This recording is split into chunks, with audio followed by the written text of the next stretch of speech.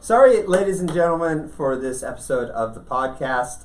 Unfortunately, the video cut out halfway through, so there's like bits and pieces of video, but you still have the complete audio. So if you want to listen to it while you're at work, you can at least whistle while you work as well. You totally had missed the opportunity to go, my fellow Americans. Oh, my fellow Americans. No one who watches this podcast is employed.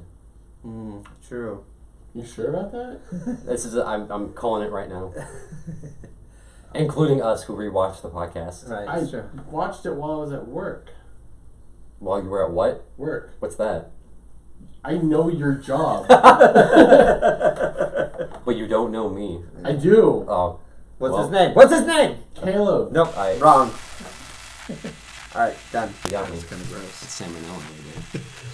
1, 2, 3. 1, 2, 3. Welcome to Nailed It. We're missing somebody this week. I know, Michael. He's been missing forever. I know, but I still miss him. I showed up here with the intent to make Nate a blood sacrifice. And he's not here, so I'm disappointed on a spiritual level. Right. I mean, it was technically it was a Bloody Mary, but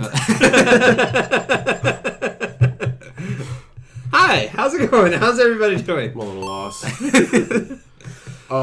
Xavier, you got topics? How's life going? Life's going good. Got a new job. Yeah? Yeah. How's that going? It's good. You haven't gotten fired yet? That's good. Yeah. I'm very proud of you. Thank you. Well, it's been a while since I've had to wake up early. I think since I worked with you. Right. So my body is slowly adjusting to the let's wake up at 5 a.m. and have to go do actual adult things instead of waking up at 11 a.m. and then not telling myself that I don't want to go to work for an hour. I would love 11 a.m. start. That would be nice. As long as I can get off around noon, that would be amazing. Like the next day? Yeah, no. And that's all you work for the week? Yeah. Actually, that wouldn't be too bad. No, that would be great. I'd be so exhausted, I'd sleep for the next 3 days, and then I'd have like an actual 3-day weekend. Yeah. It all works out. It works out. I mean, you're only getting 24 hours. You two together might be a problem. What are you talking about? Yeah, wait for it. You two, by the way, is an amazing band. So, and of course they're together because they're a Speaking band. of bands, I'm just gonna throw you under that Segway bus. You saw a band. I did. I saw a band. Actually, no, not a whole band because 2 of them are dead. I went and I saw Queen last night. What? I went and I saw Queen at the Tacoma Dome. That has got to be. Not to tell everyone where we are. You can say wherever we're at. We're in Tacoma. They're gonna hunt No, you down. don't. They're gonna find us. They're gonna look at the light streaming through the window and somehow triangulate our positions. My God. Wait. My God. Are you? What? Anyways, all right, let's go. Okay. Yeah. So I saw Queen, featuring Adam Lambert. Like I said, 2 of the members of Queen are dead: Freddie Mercury and John Deacon. So it was Roger Taylor, Brian May, and then Adam Lambert on vocals with some other 2 randos. Right. 3 randos on the other instruments. There was a guy on keys, a guy on bass, and there was also a second drum set. There were 2 drum sets up. So it was banging. That's what it was. But it was really good. I despise you right now. We got in there and there was just like this semicircle screen basically that was in front of the band. Right. Had the big Queen logo on it. They started half an hour late.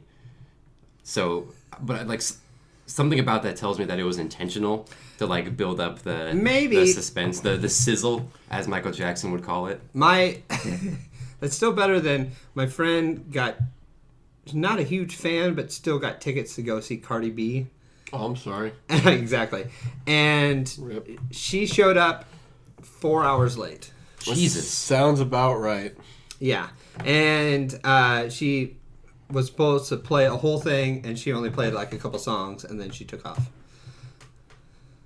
Isn't that her bit, stealing people's money? Pretty much. Yeah, actually, she has a huge thing about that. Where she's the ultimate, prima donna, right? Yes. She's outweighed everybody. Yeah, didn't she get into a fight with Nicki Minaj? I think so. And win? That would not surprise me. Anyways, I'll just throw out some of my favorite moments the Queen concert. The first of which probably being Brian May sang my favorite Queen song, and I did not expect it to hit the show, but it was 39. It's the one where he's talking about... How's that one go? In the year of 39, sailed a ship in from the blue. No? Okay. Well, it's basically... I just want to see if he can get you to sing. It's not hard. Brian he was May, in theater. He was. I wasn't. He was in theater in high school. Oh. So it's not difficult for me to do anything.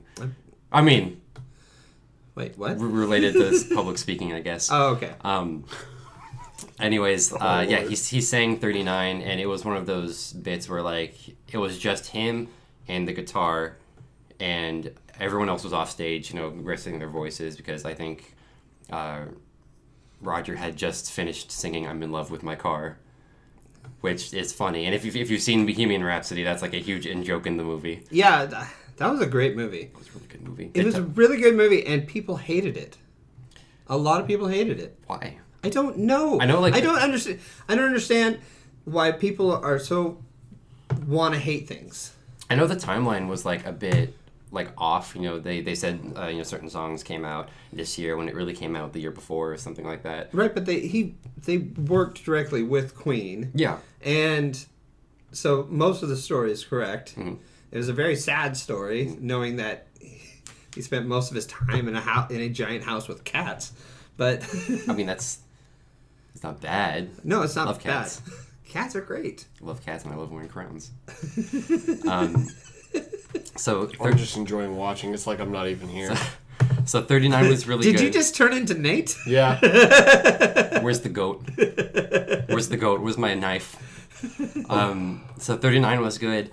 I Want to Ride My Bicycle cracked me up because it was like... It had happened right after one of the segments where Adam Lambert was off stage because he was doing a costume change, and he rises up out of the stage on a motorcycle in like some like rhinestone leather stuff right with like him. tassels, and he's just like laying on the all on the provocative motorcycle, and whatnot. all sexual, all making me feel things and whatnot, rising up out of the ground.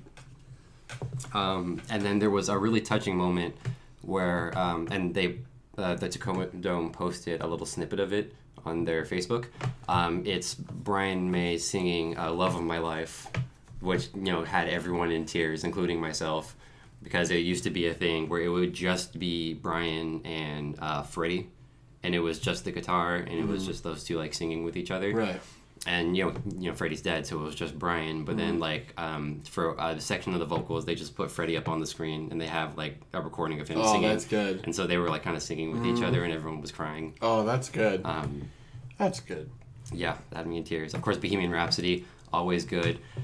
Bohemian Rhapsody was the only reason I grew out my hair long, just so I could like just Right. That's fair. For the Wayne's World effect. yeah, and everyone was doing it. I'm going to say this, that song was an okay song until Wayne's World came out. And then all of a sudden it popped huge. Like, people enjoyed the song, but it wasn't mainstream. Well, when... That was before my time. Yeah. So... Because I don't know too much history when it comes to Queen. Because they were mostly 80s, right? For the most part? Like late 70s. Yeah, late 70s, early 80s? And then into the 90s. Okay. All right. I don't know, because I heard Bohemian Rhapsody on there, but then it wasn't until I got older and actually moved up here that I started listening more to rock. So that's when I started listening to a little bit of Queen. My allergies are destroying my face. That's fine. It happens to the best of us. But yeah, no. It's like I don't listen to too much Queen. I know like the basic like hard hitters. Mm-hmm. Other than that, I think they're still a great band. It's really hard for me to what I think it is like when I hear covers of like Bohemian Rhapsody or I Ride My Bicycle and stuff like that, or what is it? Whatever.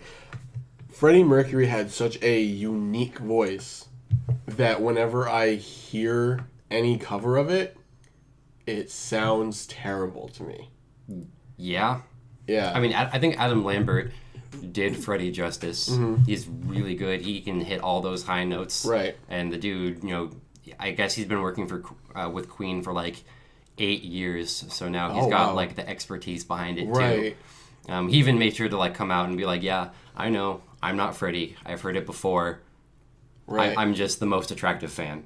That's And I was just like, man, if I wasn't myself, I'd want to be Adam Lambert. fair. Because like A little, Brandon Diogenes quote there. Brandon Urie, who is the lead singer of Panic at the Disco, he is one of my favorite vocalists ever. That man has a beautiful voice and excellent range. He's a great showman. Aww. And Is it The Greatest Showman? he did a song for The Greatest Showman. Okay, Yeah. well, there you go. And for when Suicide Squad came out, not related, because like the Suicide Squad album, honestly, compared to the movie, was good. They made a bunch of originals. I mean, no, honestly, how could the album be worse than the movie? If all the songs movie were is Ice really, JJ really bad. Fish. Huh? If all the songs were recorded by Ice JJ Fish. I'm still thinking it would be better than the movie. You'd be wrong. But no, he did a cover of Bohemian Rhapsody on that soundtrack. And Okay. it doesn't sound right. But I love Brandon Urie so much because he's a ridiculous person. And all the way from the emo kid days to now, it's like, loved his voice. That song does not sound good. Xavier, were you seen? See, not a lot of black people can be seen. So by like a Connect? Yes. Yeah. I was that young. Okay. Oh, I got into bitterness here. No. It's fine because I've admitted it. It's like I listen to metal, I listen to rock and stuff like that, all that screamo crap. I was that kid back in the day that listened to like Paramore or Panic at the Disco or Bullet for My Valentine. All these I hate society, go away mom, I hate the bands that you like type of deals. You know? I mean, I can't pull off the look because, as you said, you grew your hair out because, you know, you wanted to headbang at a show. I tried growing my hair out, and it didn't go down. It just continued to go up. And Which I think would be awesome. what, an afro? For you, yeah. Like if you were just to do the huge afro thing. I had it in high school, and I've had it while we worked together for a while. I know, it was amazing. Yeah. Maybe get you some locks. Huh? Maybe get some locks. I thought about about some dreads, but Corn rolls? never.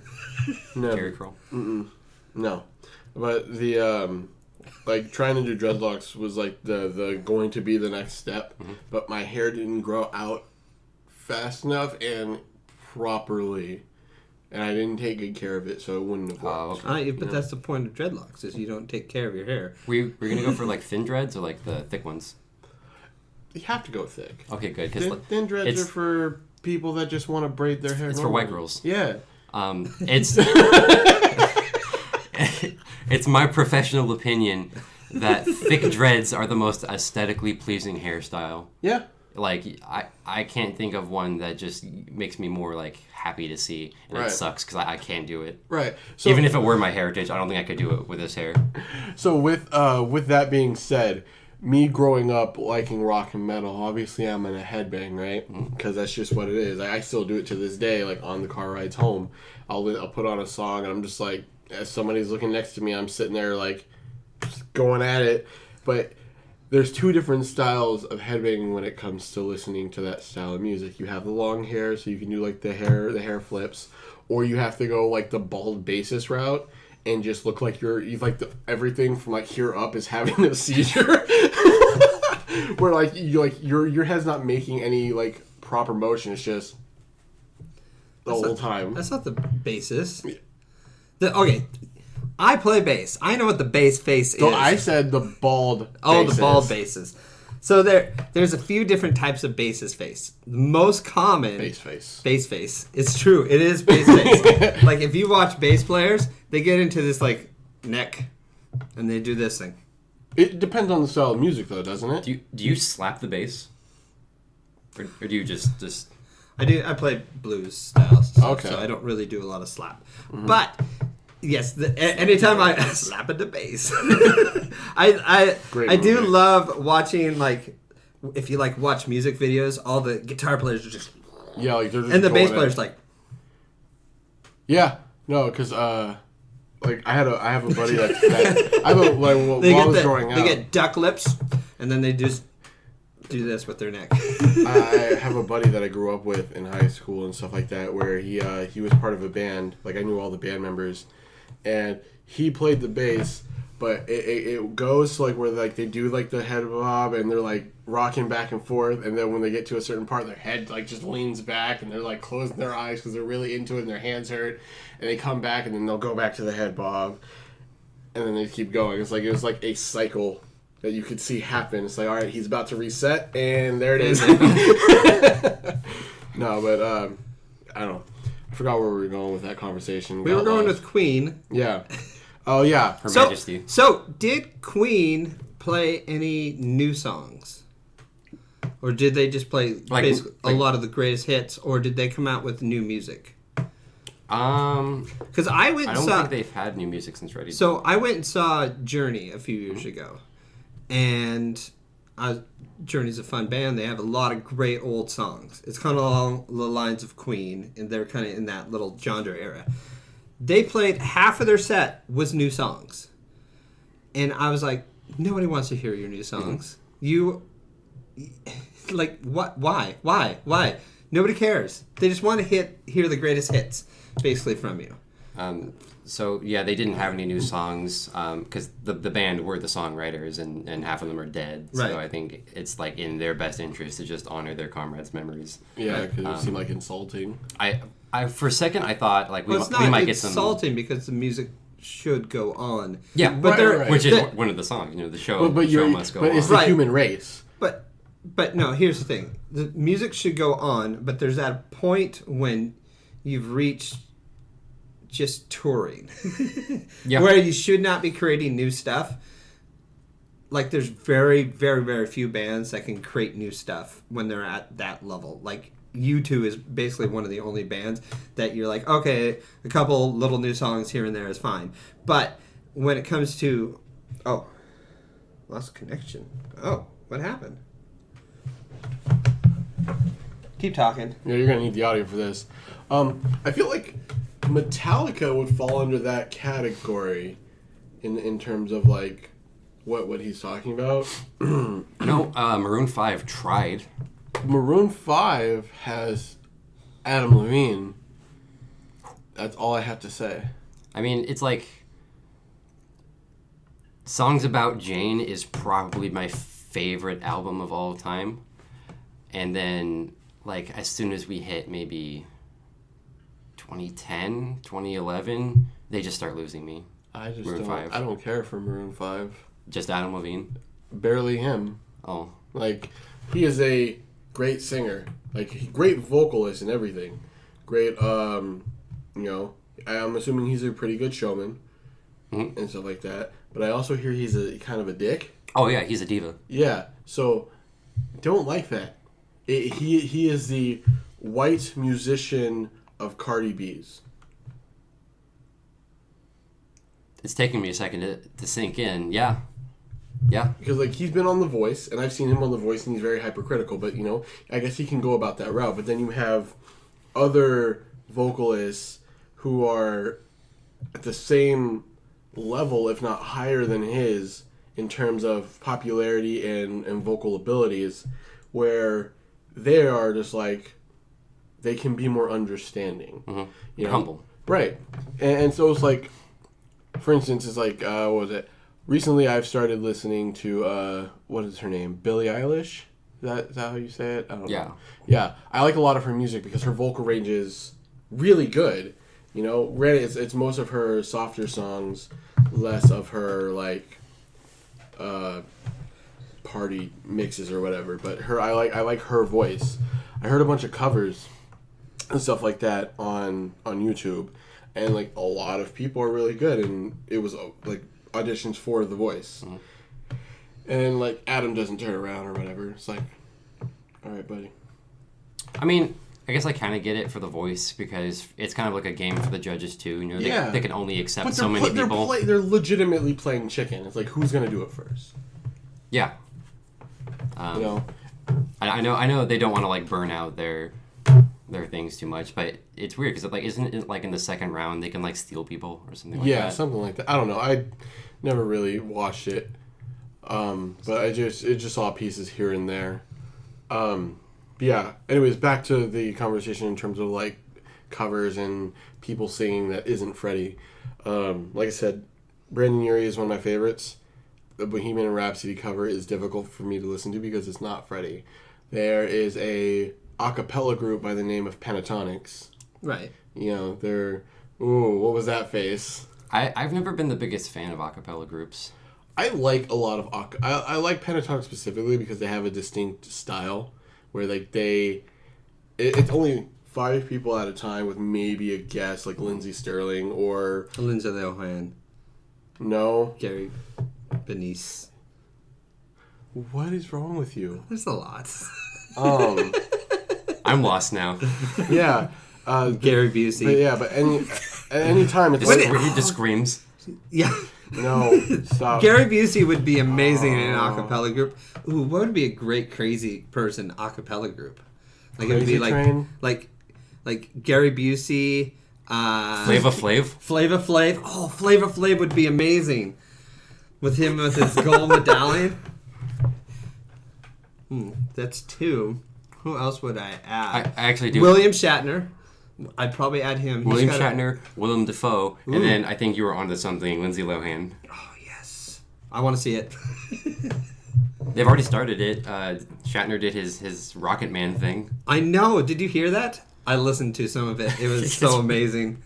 Loved it. It's so... Like, why are you even trying this? It's so bad. You just gotta learn to enjoy the finer things in life, Xavier. No. Xavier, what's wrong? Are you lamenting your flat top? Is it because you can't grow out a fro, or... Anyways, Queen. Yeah, so the end of the show, you know, they, of course, perform Bohemian Rhapsody, because you always got to save the best for last. The screen comes down, you know, everyone's, you know, shouting for an encore, stomping their feet, clapping really hard. And I'm just going to let you know, I'm going to use my one later in this because it is part of the show. Oh, okay. And then for like kind of the beginning of the encore, they throw up like an image of Freddie doing the Ayo. Oh yeah, that part. And then, you know, everyone does it, but instead of doing the all right at the end, he just goes fuck you. That's good. And so the whole crowd says it back, and, you know, I'm cracking up the whole time. And then it comes up, and then they do We Are the Champions and We Will Rock You, or We Will Rock You, then We Are the Champions, and then that was the actual finish. That's a good finale, like with the set of songs. Yeah. Yeah. Anything else on Queen? How would you rate the show? Oh, well, how many Caleb's out of Caleb's? How many Caleb's are there? Okay, I will give it a solid 14 out of 14 Caleb's. Okay. That's pretty good. I was on the floor. I wasn't like in front of the stage, but I was close enough to like look into Adam Lambert's pupils and just be sucked into them. Right. Yeah, really good. My ears are still ringing. This is the biggest concert I've ever been to. You're so confused by that statement. No, a bunch of really bad jokes came into my head. Oh Lord. There's no such thing as a bad joke. When it comes to sucking anything, then yes, good, there is. It's good to someone. We don't play around here. But yeah, it's the biggest concert I've ever been to. And like I was telling Xavier earlier, this is the concert where I get it when you know, all the old folk are like, if you go to concerts, you'll go deaf. Right. Because I couldn't hear myself like when I walked out of the building. Yeah, no, that happens. My throat's still kind of sore from the screaming and the singing. Yeah, that's how it is every show. I mean, it's only one of like 3 concerts I've been to. Really? The other 2 being Weird Al. Which is amazing. Which I was at the Puyallup Fair one year. Right. And then this band called Mew. No, I don't know either. He was one of my like friends' favorite bands. I just went with him. Really cool. Some Swedish hipster band. Okay. So, damn, Mevo's broken. Anyways. Okay, so just straight audio? Straight audio for this one. I'm going to use my phone for the next one. Okay. I have a nice camera thing. You should just draw like stick figures to fill in the blanks. I should. Get your start in If we animation. can just find an animator, it'd be great. I would love an animator. Right? I would love have like, if I could get an animator for, at least for Nate's wolf story, I want that. Yeah, that'd be good. His I adopted a wolf one time story. It's one of our shirts. Oh, He told us he's a Beastmaster too. yeah, he told us in one of the episodes. He said, like randomly, he just threw this out. He's like, I adopted a wolf one time, and and we were like, what? And then he went into the story of how he paid $100 to adopt a wolf, and they sent him a picture of the wolf. Oh, okay. And then he went to the wildlife thing to see the wolf, but the wolf didn't show up. Oh no. And so we made fun of him because makes we were you- like, does the wolf even exist? I doubt it. I doubt it as well. I mean, I bet there are wolves there, and the place does need money. Right. But maybe that particular wolf was. Is his wolf actually there? Probably not. Was it like that Wolf Haven place? Maybe. Because there is like a wildlife sanctuary that is entirely wolves. Interesting. I can't remember where it is. I think it's like it's on the way to Aberdeen. I think Interesting. somewhere in between here. And, Maybe that's where it was, and he didn't know where it was because he went to go visit his wolf, and it just never came out. But anytime I've ever gone to the zoo, the wolves are always just kind of like, yeah, don't go to the Tacoma Zoo. It's lame. No. If you want to go to any like wildlife place, go to Northwest Trek. They're probably the best one because animals are in like a natural environment. Yeah, I They're not like in that pens. place. It's very fun because you just ride on these little trams. And Yeah. Through the wilderness, and nobody's died yet, as far as I know. That they won't tell us. That they will tell us. Um, Could be like Jurassic Park there though, where they, I mean, it's like they breed hybrids and stuff like that, and they just haven't told us about it yet. that's what the Wolfman is. That's a wolf. Yeah, you thought it was going to be animal hybrids. Boy, are you wrong. The Oxman's there too. Oh, Okay. Jesus. did he the go Minotaur. to? Did he go to Oxford?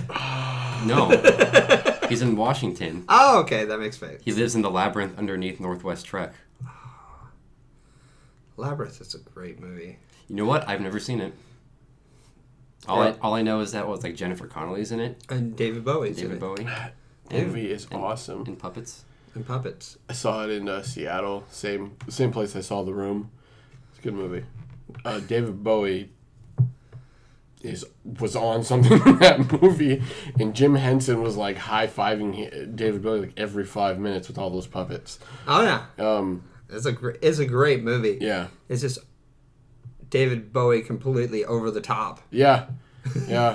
Glam rock all the way. Yeah. Speaking of movies, Omicron. No, we're not No? going back. That's the second time. We're talking about David Bowie. That's the second time in the last two podcasts that we've brought up Omicron. So I don't know what Omicron is. So let's talk about it. Man, Xavier, I think this is your Why is- wheelhouse. Why? Go on, explain Oh, okay. Omicron. So Omicron was the first game made by Quantic Dream. It's the same people that made Beyond Two Souls, Heavy Rain, Detroit Become Human, and there's another one I think. Fahrenheit? Yeah, Indigo Prophecy. Yeah. Um, This was their first attempt at a very Yeah. Yeah, it was. Yeah. It sure was. let's just call it like the Disappointment Saga, where they made this game expecting it to be like a trilogy, I think it was, and they couldn't go anywhere past the first game because the controls were so god awful and there was nothing ever explained that they couldn't do anything about it. Well, whilst making the video game, they hired or they brought the idea to David Bowie. David Bowie was so on board with the idea that he made music for it along with one of the guys from The Cure. The sad one? Probably. Because that's all of them. Yeah. One of them, yeah. it was just super. That game, it's called Omicron. What was it? Omicron. The Nomad Soul? The Nomad Soul. No, not Omicron Persei 8. I was gonna say Omicron Persei 8. Yeah, Omicron, the Nomad Soul, where the entire premise of the game is that they really You, yeah, Dave. you specifically as the player. You're the main character. You're the About main time. character. and what happens is that from time to time, depending on characters living or dying, you as the player, which they fourth wall break immediately as soon as the game starts. It's like the first scene. The first scene is like, all right, you're the gamer. It's your job to play this game, and you have to defeat the evil overlord, whatever the hell. That guy. Yeah, that Him. dude. And you have to go through a myriad of exploration, fighting game, and first-person shooter all in this game. We're not going to give you any. It's like, so you play as you start off as a cop character, Okay. and you're supposed to be investigating, I guess, your partner's death or disappearance. And then somehow, after you get to a certain point involving these demonic spirit warriors. Oh yeah, it goes from like 0 to 10. Yeah, and then up to 11. you fight these demonic spirit warriors, and then if you die, your soul transfers to a different body, and then from there, it just does its own thing. I have never played this game. I will never play this game. Why would you never play the game? Never say never. Yeah. Never. I mean, that could be the first game that we play. What's the together. worst game that has the worst controls that you can think of? I only got one to my mind. Man, I think that it was called Oni. Oni? Oh man, I forgot who made it. Oni in Anyways, the Blind Forest or whatever? no, that's Ori. Oh. No, Oni. It was like this weird dystopian cyberpunk looking PS2 game. Right. I forget who made it. It's someone who is big now. But I just remember playing the tutorial, and that was enough for me. Yeah, mine is Superman 64. Omicron makes Superman 64 play like Metal Gear Rising Revengeance. The game is god awful. Buttons don't make sense. You run with like the start button or something. It's just terrible. And Quantic Dream was just so far up there. What's his name? What's his name? Who's David something? David Cage. David Cage is so far up his I love own him too. ass that he is a filmmaker. Right. But he makes these games thinking that they are going to be just as good. Nobody understands Wait, so what Omicron is. what movies has he made? It doesn't matter because they're probably terrible. I mean, I think David Bowie was probably the only person who understood, and he took that secret to That's the grave. because David Bowie's probably as weird as David Cage is. No offense against David Bowie. He's an amazing artist. But holy crap, do you remember what his part in that game was? He had 2 parts. Have you seen? Vaguely. Have you listened to any David Bowie's songs? No. He's weird. I believe it. He's David beyond Bowie's- weird. He's like a fifth dimensional being. Yeah, he is. Like, That's what I'm saying. Like Like he's, Elvis. I've seen his outfits. That is enough. I've seen him in Labyrinth. That is enough. right, but that's him normally. Right. That's him like on a Tuesday. Play a David Cage game. Sure, I'll do it. But I'm not gonna lie, Detroit wasn't like. Detroit and Heavy Rain are 2 of his best works. Heavy rain. And I mean, Detroit did have some like really awkward civil rights allegories at times. Right. But that was kind of. I feel like that was the point. Exactly. It was a whole like racist type of deal. Was that Do the Detroit Becoming Human? Yeah. Or- Yeah. Okay. Yeah. It's basically just do machines with independent thought get rights, Yeah. Okay. and that's explored Right. over a game. A Heavy Rain was a murder mystery that may or may not have some type of sci-fi magical influence, but it just turns out that It was, I guess, it was sci-fi because of the FBI guys like glasses, maybe. Yeah. If you just need to play it. Yeah. Like the actual story. How do is, you like, know if it's this not movie's bad. sci-fi? Well, the guy's glasses. Well, I mean, it's what it was, but it's like David Cage has the same formula for every one of his things. Now, like, what was it? Beyond Two Souls. I never played it. Never seen it. I watched the Best Friends play it. You might as well have just drugged Ellen Page and Willem Dafoe through the trash. Oh. Yeah, it didn't make sense. They set up plot lines. When upon the game's original release, it presented the game not in timeline order. So you started at, here's thing. All right, now we're going to jump to like 15 years in the future. Then we're going to jump back to when she was a child. Then we're going to jump back to when she left the organization, but we're in the Mojave Desert or something like that. And we're understanding that her power is somehow connected to some type of Indian spirit. Like It didn't make any sense, you know? And then It made sense. it didn't. So you just didn't get it. So if they had presented the story like in order, Which you can do. would it have been like at least decent? No, because Oh. like thematically it's not okay. And then Indigo Prophecy. What do you mean thematically it's not okay? Because they're presenting you with Mathematically. Mathematically? no, they're presenting you with this idea, right? good. And then So I you're can do math. going throughout the game, and you're like finding out. Okay, so she has these powers, then she gains some type of she loses. What was it? She gets adopted by a family. The family doesn't want her because of her powers. Right. Then she gets put into this organization where the lead researcher, Willem Dafoe, seems like a nice guy because he's taking care of this child.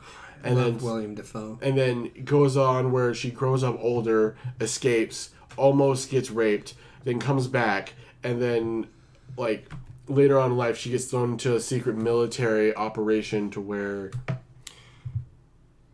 In David Cage games, at least from my experience, there's always at least one really rapey scene. yeah, you're right. In every single one that I've seen. Yes. Heavy Rain being the worst of it because that scene. Detroit was like that too. No, Yeah. because in Heavy Rain, like when that scene happens, it's just a dream. It didn't need to be there. You're talking about Madison in the shower scene? Yeah, when like the dudes break in. Yeah, but she also ends up going to the club and dancing for the fatso dude.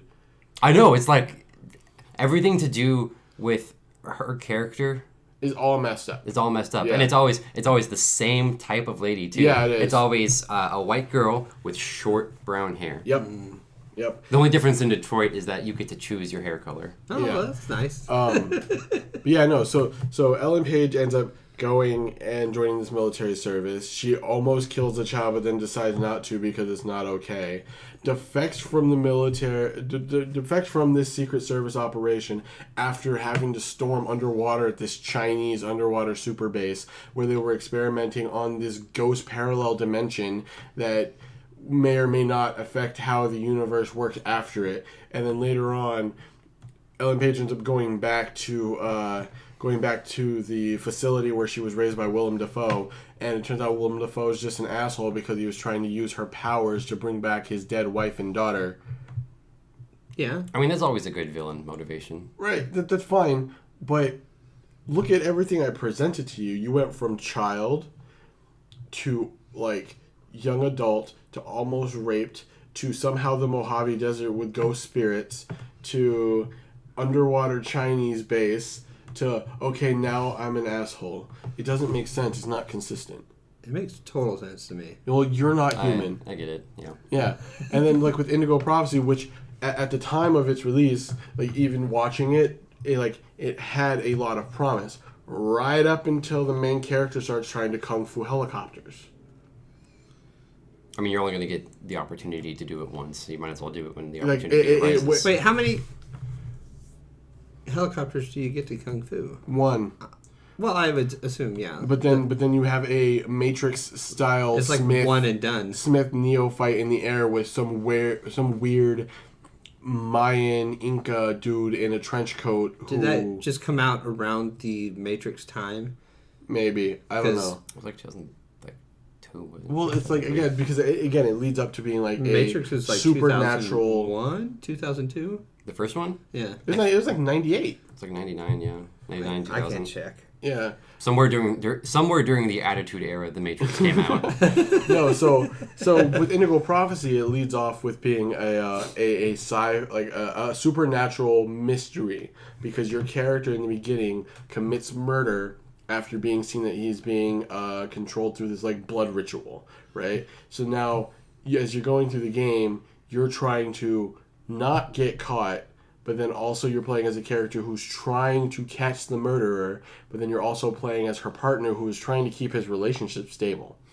Now, as you go on, it gets to a point where it's like, all right, there's something called the Indigo Prophecy and the Indigo Child, and we're trying to understand how it works. And as time is progressing through the game, it's getting more and more colder, and you realize that the main character died, like, at the point of some situation. Hold on.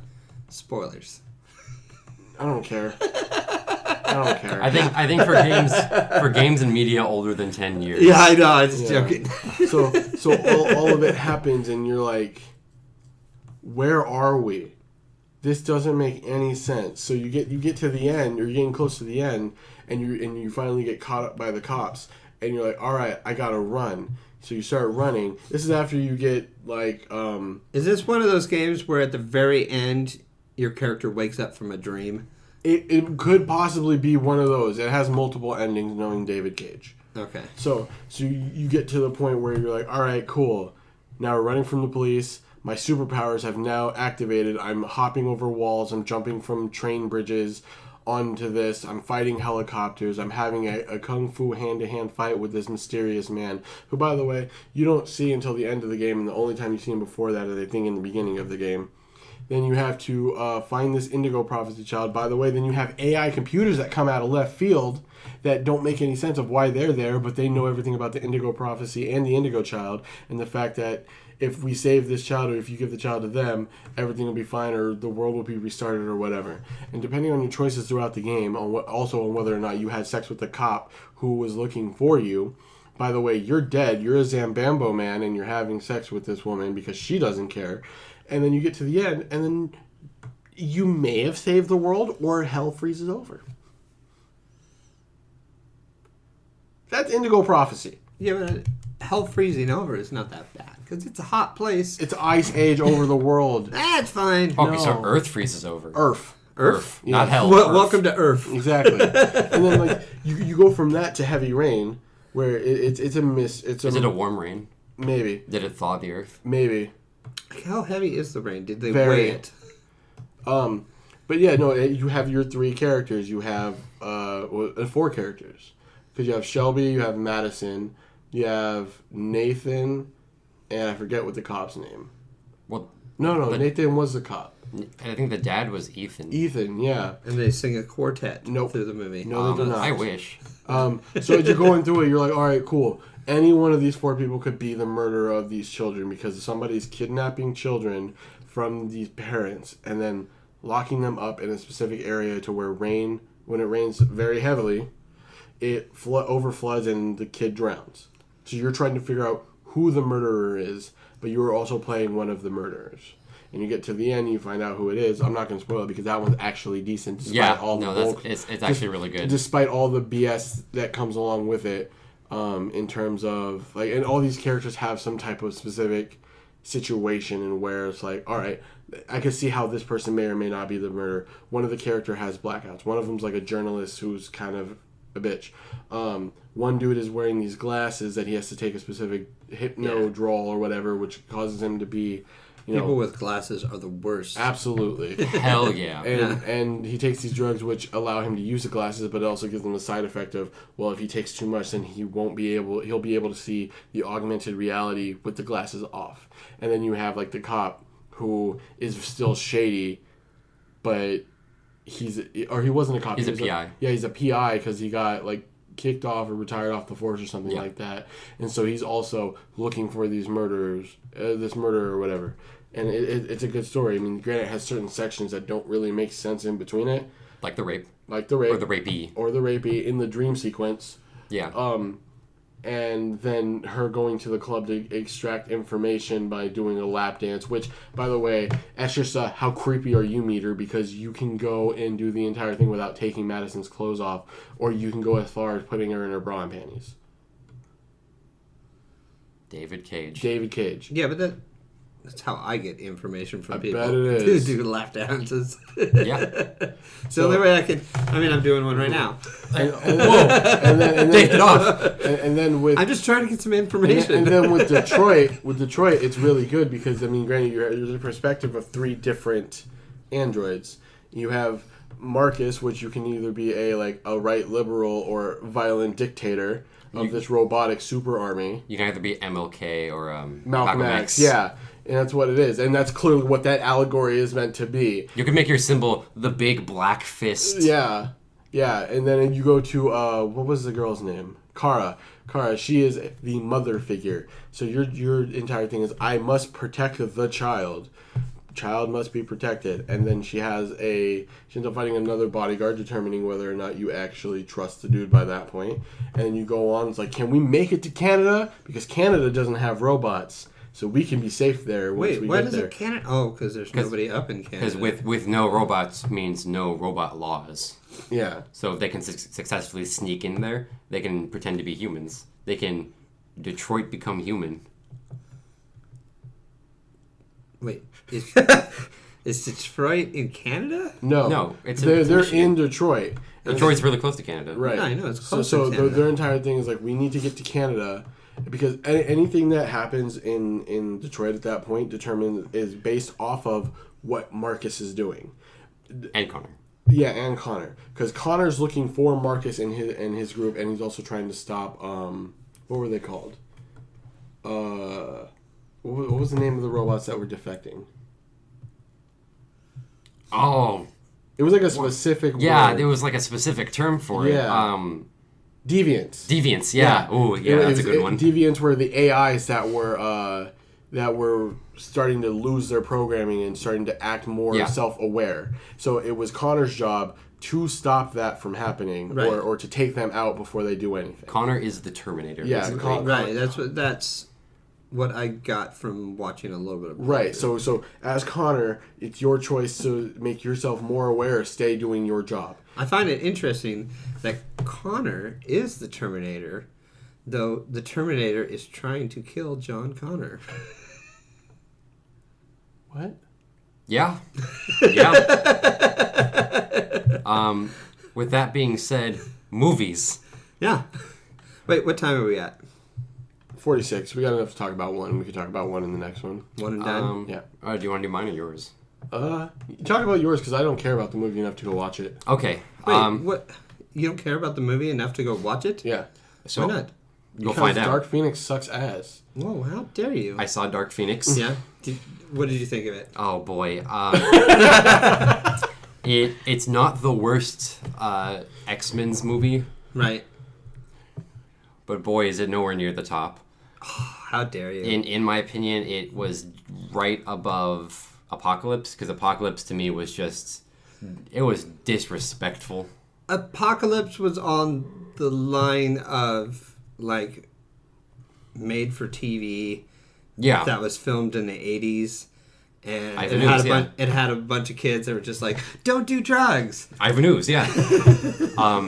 So for me, with Dark Phoenix, see if I can say this as spoiler-free as possible. You can say whatever you want. Spoiler alert. If you don't want to know the crap to Dark Phoenix, skip to time below or just click off the podcast. Click forward to the next 30 seconds. Don't click off the podcast, please. We have families. This is our paychecks, despite me saying that I got a new job. So it felt like the beginning of the movie was just way too slow for me. Right. And like, it's got to explain, the Phoenix Force and all that, but I think at this point anyone who watched X-Men: The Last Stand knows the whole deal. Anyone who's read the comics knows the whole deal. So you don't got to dig into it too much. That being said, when it comes to the Phoenix Force itself, all we really get is it's there. Yeah, that part is very frustrating when you're watching the movie, and a lot of those type of things, I'm just going to go with it because I understand there's a whole bunch of like history to this whole thing, and then just having something show up and happen, it's very frustrating for a big fan. But as just a moviegoer, I just kind of like, I'm just used to things just happening, and you just kind of go, I'm going to go with it. Even though it doesn't make sense that she tapped into the Phoenix Force in Apocalypse. And then they just explain it in this one. And Gotta love those retcons. and then there were moments where, like... Which they are retconning the entire X-Men movies. Cool, again. for a third time. No, this is for the first time. Wink. So then there's like moments where you're supposed to be emotionally invested. I'm going to say it. Spoilers. Whoa, the spike. It's when... Continue. So Mystique dies in the very beginning of the movie. Finally. And it's like they tease it a lot in the trailer. Do they? Yeah. Where is Mystique in the trailer? I'm assuming. I just assumed they learned their lesson. They learned it so hard they had to kill her off. Anyways, they kill her, and it's supposed to be this whole like, oh no, Jean, what have you done? She's you also monster. not on the posters. She's not on the posters. I haven't looked at anything. I assume it's just Jean Grey in Phoenix mode for most of the posters. Yeah, most of them. Yeah. Which doesn't happen until the end of the movie. But anyways. Oh my God! Why? But anyways, Mystique dies, and it's supposed to be like, oh no, she doesn't really die in a cool way. It's like she goes to like calm Jean down after Jean has a hissy fit and blows everyone up. No, what? But for me, She didn't kill anyone. She just yeah, and then scream. and then she goes straight into some spikes. Yes, yeah, because she just goes and then Mystique flies back and hits some debris. And You know then- what? This and is what dies. This is what I really enjoyed about that part. I'm tired of seeing that character. Mystique? Yeah. Oh, absolutely. I'm so tired of it, and I'm tired of her being like the focal character out of all the X-Men, and she's not even one of the most interesting X-Men. No. But they just keep bringing her to the front and bringing her to another movie, and you're just like, oh my gosh, we have to not have Wolverine for you. Yeah, no Wolverine. There were moments where I was like, the fight on the train I thought was really good. Yeah. There's a bit where you have like timid Nightcrawler for most of the movie. He's kind of just like the shy guy. And then there's a bit where he's trying to help out one of the security guards, and the guard dies, and he just like snaps and turns into actual Nightcrawler, picks up a knife, and just starts teleporting and like slashing people's throats. That is something I really enjoyed about the movie because it's graphic. It is very graphic, and stabs people with his tail. And near the end, they kill people, a lot of people. Yeah. And that never happens in any of the X-Men movie. They always just kind of incapacitate Thank you, them Logan or and something. Deadpool. Right. So that was one of the reasons why it was one of my higher movies, is because Nightcrawler snaps and he just literally starts just tearing people apart. It's pretty awesome. But my biggest gripe with the movie, Dave, what are the names of the antagonists? Who knows? Exactly. Ooh, So I saw something on this that I can contribute. The antagonists. Okay, so let me go back a bit. This movie was being made the same time as Captain Marvel. Which it was supposed to come out before Captain Marvel. It was supposed to come out before Captain Marvel. And it's very clear right away that the antagonists were supposed to be the Skrulls. Right, but they were named after an alien that showed up in the comics when the Phoenix Force first manifested, and they had one friend. Yes. That's where they got the name from. And it was supposed to be the Skrulls, but since Captain Marvel came out, they had to do a quick change. They had to do a change because they didn't want to present the Skrulls as being good and then go over here and present them being evil, because it would have confused the audience, apparently, because we're dumb baddies. But yeah, it's like, since they're this nameless alien race and they didn't get too much backstory, I didn't feel invested. And their whole shtick was just like, the Phoenix Force destroyed our home planet, so we're going to try to take the Phoenix Force back and sort of use it to terraform our planet to make a home for us, which is, it's not a bad motivation, but you've got to make the audience feel invested in that species. I would say like that with the was... Skrulls, I was invested because they kind of showed them as, like in Captain Marvel, as refugees, which I think is the exact way to play it. And if the Skrulls had turned out to be evil in Captain Marvel, after being shown as like refugees, I probably would have liked that movie way more. That makes sense. I felt like they were definitely like a side plot that I really didn't care about.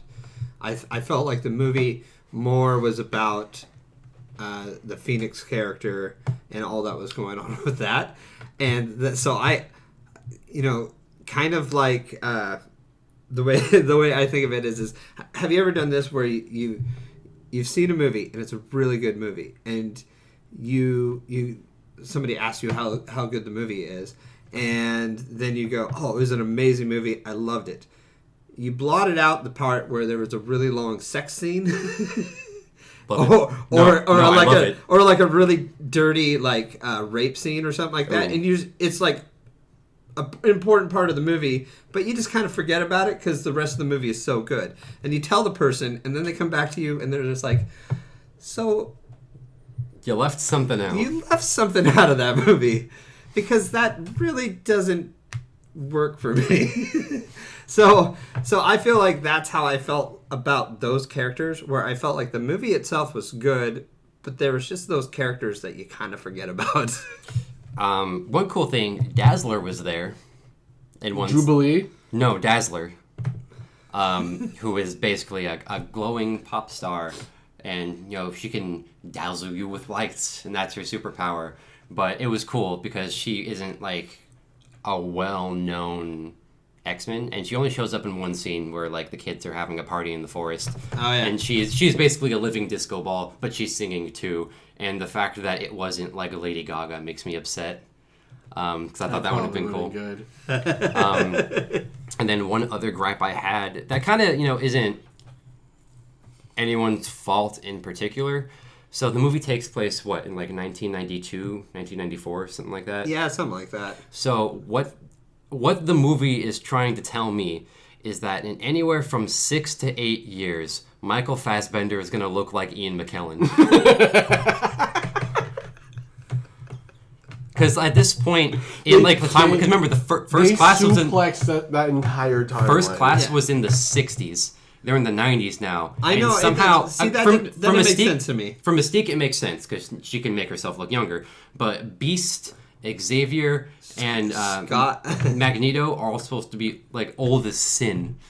And it's just like, you really expect me to believe that beautiful ass Michael Fassbender is supposed to be nigh on 60 years old. Right. But honestly, when he turns 60, he's probably still going to be beautiful. Yeah, if I'm being honest with myself. Yeah, probably. But maybe not so Nick Holt. I thought of that too, and I was like, the guy looks like a meerkat.